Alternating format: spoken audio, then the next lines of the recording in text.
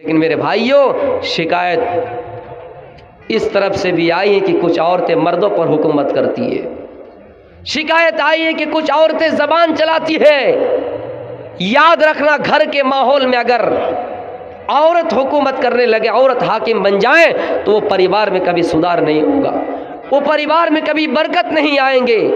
मेरी माओ बहनों, अगर आप रईसी हैं, अगर आप माली एतबार से, ख़ानदानी एतबार से, नस्ल के एतबार से, नस्ली एतबार से आप बड़े हैं, ऊंचे ख़ानदान के हैं, आपके शौहर के पास दौलत नहीं है, फिर भी आप अपने शौहर के आगे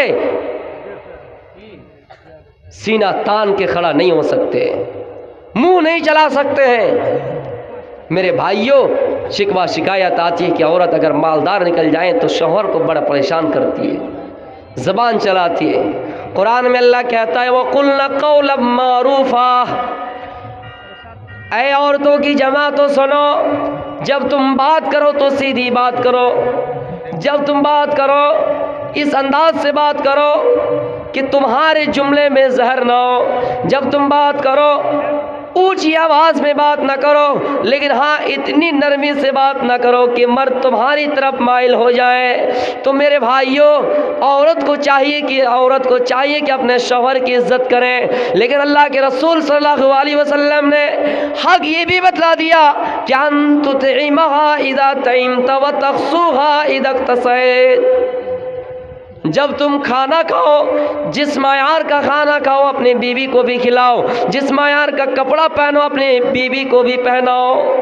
मेरे भाइयों, पता चला औरत का हक अपने शौहर पर है, शौहर पर यह है कि मर्द उसको तमाम चीज़ों के इंतज़ाम करके दे, घर में तमाम सामान ला कर दे। जब शादी हो गई, आपके सरों में जिम्मेदारी आ गए, आप कपड़ा ला कर दे, आप खाना ला कर दे। बीवी अगर चाहे तो घर में खाना बनाएंगे और आपको खिलाएंगे, वरना कोई ज़बरदस्ती नहीं है, कोई ज़बरदस्ती नहीं है। तो मेरे भाइयों, इबादत अपनी अपनी जगह पे है। नमाज पढ़ लिए, हम पड़ोसी को सता रहे हैं, नमाज पढ़ लिए हम मुल्क में लोगों को परेशान कर रहे हैं, नमाज पढ़ लिए हम गलत काम कर रहे हैं, ये समझ रहे हम तो ये काम कर रहे हैं ना।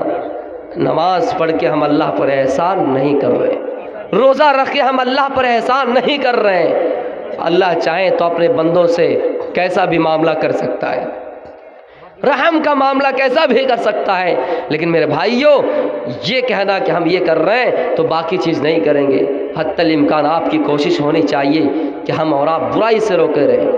कुछ लोग ये कहते हैं कि सिर्फ अल्लाह ने नमाज पढ़ने ही कहा है, रोज़ी रोटी करने नहीं कहा है। हम सिर्फ जंगलों में जाकर साधु संत बन जाएंगे, जंगलों में रहकर पत्ते चबा चबा कर ज़िंदगी काट लेंगे, इबादत कर लेंगे, ना घर में माँ की फ़िक्र है, ना बच्चों की फ़िक्र है, ना बीवी की फ़िक्र है, जो चाहे जैसा करे। मेरे भाइयों, ऐसा रिवाज, ऐसी रस्म इस्लाम में नहीं है, तसव्वुर से बाहर है, ये सोच से बाहर है। हम और आप ये गुमान ही नहीं कर सकते कि हम बीवी छोड़ दे, बच्चे छोड़ दे, माँ छोड़ दे।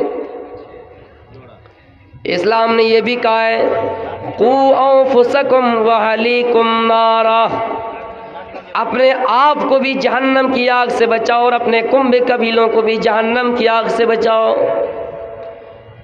हम अपने आप को नमाजी बना दिए, हम अपने आप को रोज़ेदार कहलाए, हम अपने आप को हाजी कहलवाएं, लेकिन अपने बच्चों को छोड़ दिए। बच्चे कहाँ जा रहे हैं, बच्चों की सही से तरबियत नहीं किए, बीवी कहाँ से खा रही है, क्या पहन रही है, हमने कभी बीवी से सुख दुख की बात नहीं की है। हालांकि कुरान में अल्लाह फरमाता है, व मिन आयाति अन खलक लकुम मिन अनफुसिकुम अज़वाजा लितस्कुनु इलैहा व जअल बैनकुम मवद्दतन व रहमा, कि हमने तुम्हारी जिनसे तुम्हारी बीवियां बनाए।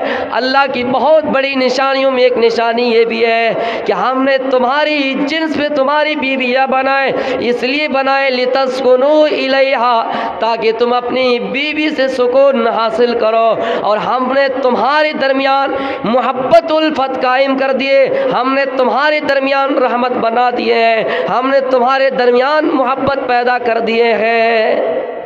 मेरे प्यारे साथियों, बीवी बनाकर अल्लाह ताला ने ये कहा कि हमने तुम्हारे लिए सुकून का ज़रिया बना दिया है।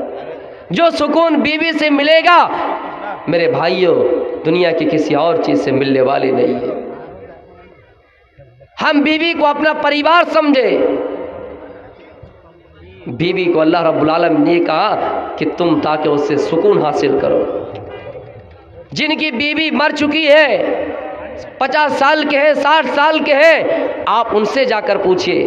करोड़ों रुपए की बिल्डिंग है, ज़मीन व जायदाद है, औलाद घर में ज़्यादा है, बेटा है, पोता है, पोती है, बेटी है, सब कुछ है, लेकिन बीवी इंतकाल कर चुकी है।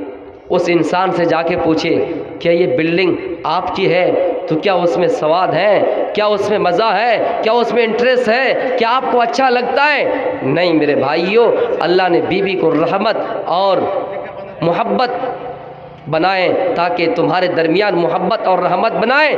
जवानी में रहो तो मोहब्बत, बुढ़ापे में रहो तो रहमत। मेरे भाइयों जो सुख और दुख हम अपनी बीवी को बता सकते हैं, दुनिया के अंदर किसी और को नहीं बता सकते।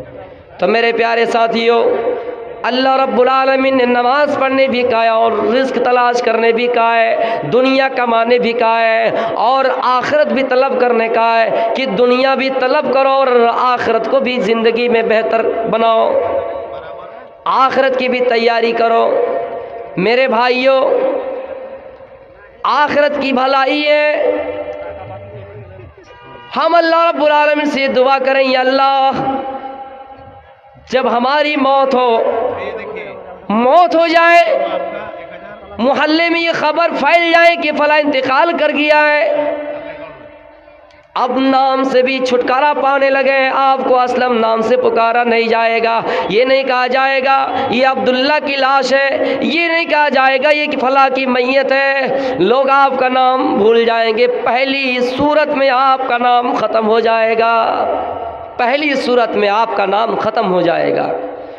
लोग आपको चारपाई पे सवार करेंगे, चारपाई पर लिटाएंगे, लेकिन ये नहीं कहेंगे कि अब्दुल्ला को चारपाई पर लिटाओ, ये नहीं कहेंगे कि अब्दुल्ला को चारपाई पर रखो, ये कहेंगे कि लाश को चारपाई पर रखो। जब गुस्ल दिया जाएगा तो ये नहीं कहा जाएगा कि अकरम को गुस्ल दो, ये नहीं कहा जाएगा कि असलम को गुस्ल दो, बल्कि ये कहा जाएगा कि इस लाश को गुस्ल दो, ये कहा जाएगा इस लाश को गुस्ल दो, इस लाश को, इस मैयत को कफन पहनाओ। मेरे भाइयों फिर 4 आदमी आपकी चारपाई को ले जाने लगेंगे, कब्रिस्तान की तरफ ले जाएंगे। मेरे भाइयों कोई और नहीं होगा, आपके रिश्तेदार होंगे, आपके कुंबे होंगे, आपके कबीले होंगे, आपका भाई होगा, आपका बाप होगा, आपके बेटे होंगे, सब लोग कब्र की तरफ जाएंगे, कब्रिस्तान की तरफ जाएंगे और कब्र में कुछ लोग आपको उतारेंगे। कितना बड़ा कठोर दिल वाला वो इंसान होगा जो अपने बाप को अंधेरी कब्र में छोड़ के आ जाए, अपने बेटे को अंधेरी कब्र में छोड़ के आ जाए। ये पिंडर है, कितनी लाइटें लगी हुई है, आदमियों की तादाद देखिए, मजमुआ देखिए कितने लोग भरे हैं, फिर भी हमें और आपको महसूस होता है, हमें और आपको ये एहसास होता है कि हम रात में बैठे हुए हैं। मेरे भाइयों लेकिन याद कीजिए जो कब्रिस्तान बिल्कुल अंधेरा ही अंधेरा है, जो कब्र बिल्कुल अंधेरी है, जहाँ ना टॉर्च है, ना जनरेटर चलेंगे, ना लाइट का सिस्टम है, ना टॉर्च का इंतज़ाम है, आपको अंधेरी कब्र में रख के आ जाएंगे। मेरे भाइयों दुनिया की भलाई ये है कि दुनिया में माल मांगे और आखिरत की भलाई अल्लाह जब सारे लोग छोड़ के आ जाए, मुनकर नकीर आए और मुझे उठाए और हिसाब व किताब ले पहला सवाल करे, मन रब का, तुम्हारा रब कौन है? आय अल्लाह जब पहला सवाल करें कि तुम्हारा रब कौन है तो हम अल्लाह से कह सके या अल्लाह रब्बी, अल्लाह मेरा रब अल्लाह है।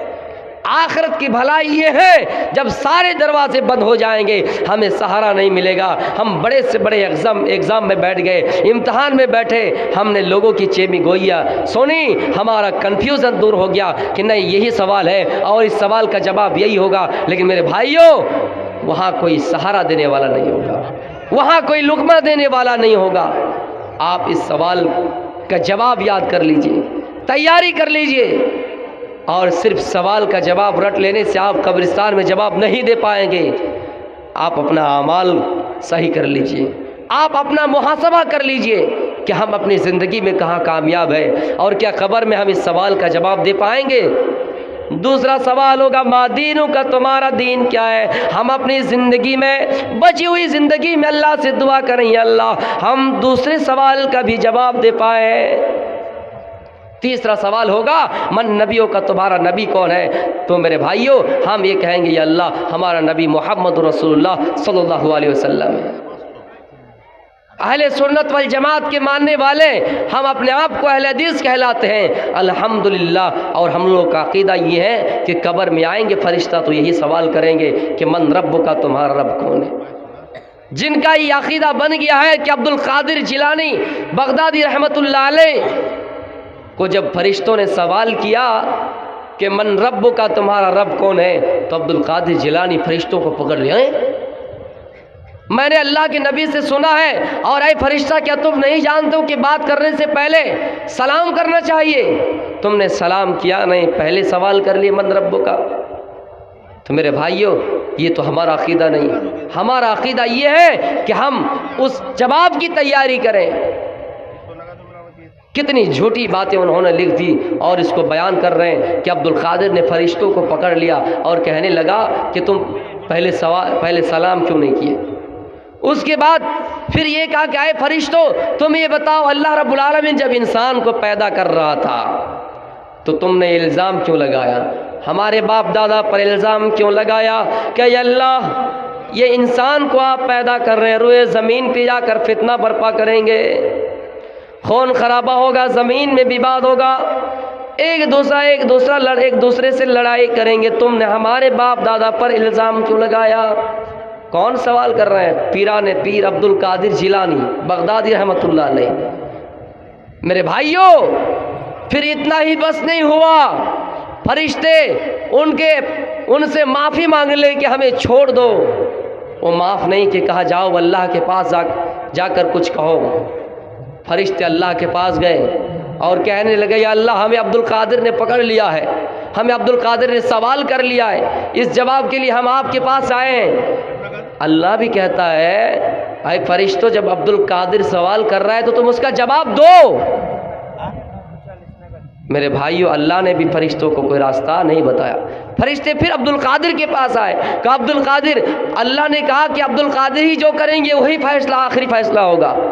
अब्दुल क़ादिर फैसला कर रहे हैं, वो फरिश्ता जाओ अल्लाह से ये कहो कि अब्दुल क़ादिर जिलानी के जितने भी मानने वाले नस्ल क़यामत के सुबह तक आएंगे, अल्लाह से कहो कि सबका हिसाब व किताब आसानी से लिया जाए। अल्लाह अगर इस शर्त पर मंजूर है तो हम तुझे माफ़ कर देंगे। फरिश्ते अल्लाह के हुजूर में गए और कहने लगे अल्लाह अब्दुल क़ादिर ने यह शर्त रखी है, आप क्या कहना चाहते हैं। अल्लाह ने कहा फरिश्तों जब अब्दुल क़ादिर शर्त रख रहे हैं तो हम भी उसको मानने के लिए तैयार हैं। मेरे भाइयों डायरेक्ट झूठी रिवायत है, मनगढ़ंत किस्से और कहानियाँ हैं, इसका कोई हवाला नहीं, इसका कोई सबूत ही नहीं। जब अंबिया किराम से भी वही सवाल होगा तो पीराने पीर हो पीराने पीर तो सिर्फ अल्लाह रब्बुल आलमीन की ज़ात है। मेरे भाइयों तो हम और आप ये अक़ीदा नहीं रखते हैं। हमारा अक़ीदा ये है कि क़ब्र में हमें और आपको 3 सवाल किया जाएगा और हमें और आपको उसका जवाब देना होगा।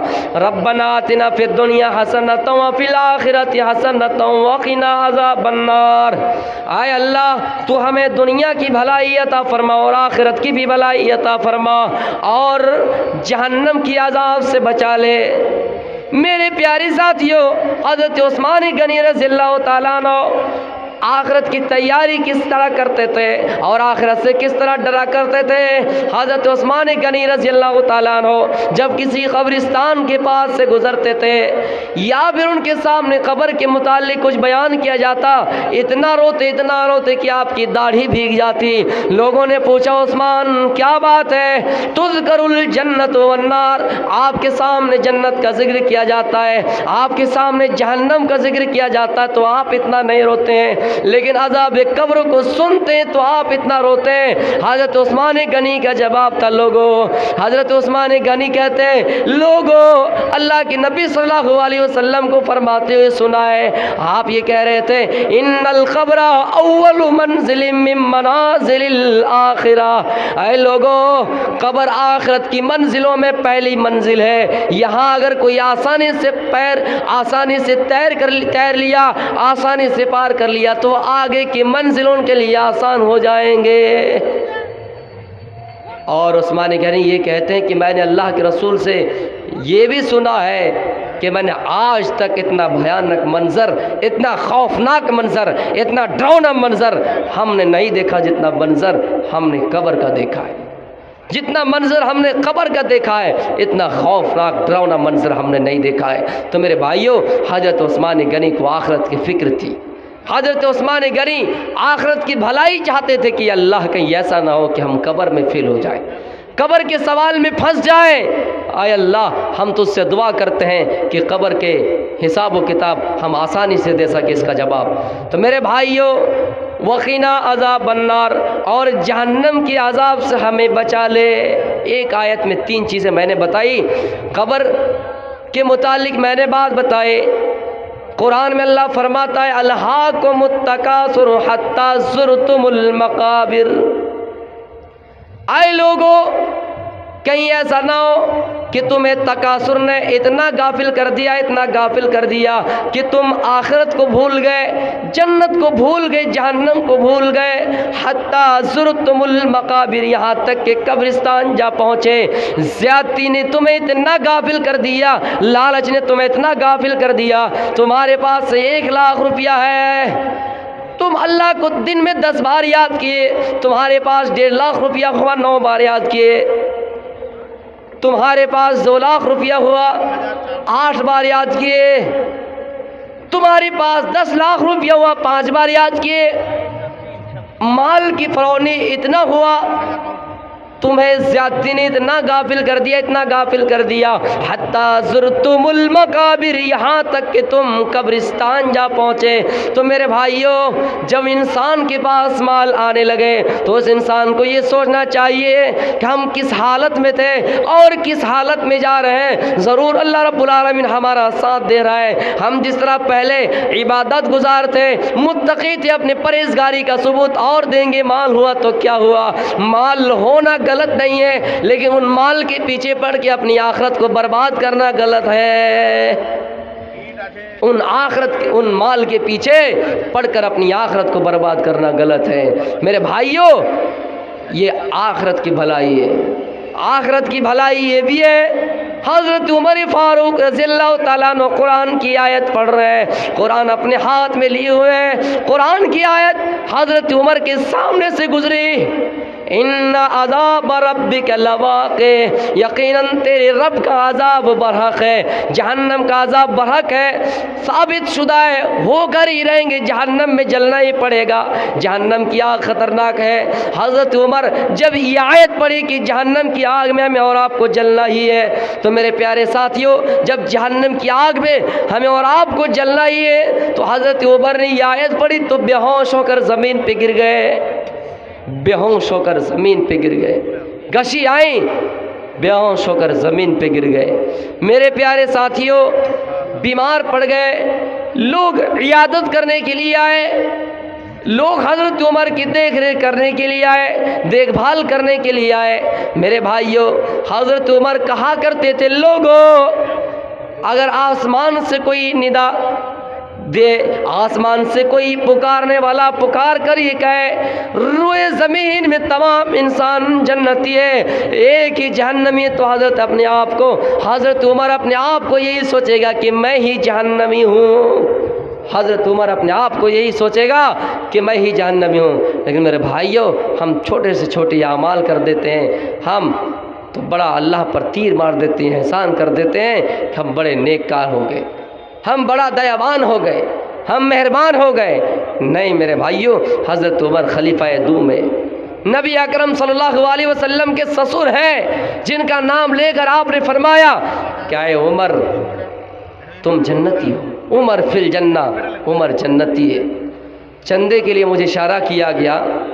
आप लोगों से इल्तिमास है, गुजारिश है कि 100, 50, 10, 20 जो भी हो आप हमारे पास आएँ और यहाँ देकर जाएं। कम से कम 10 आदमी आए, 15 आदमी आए।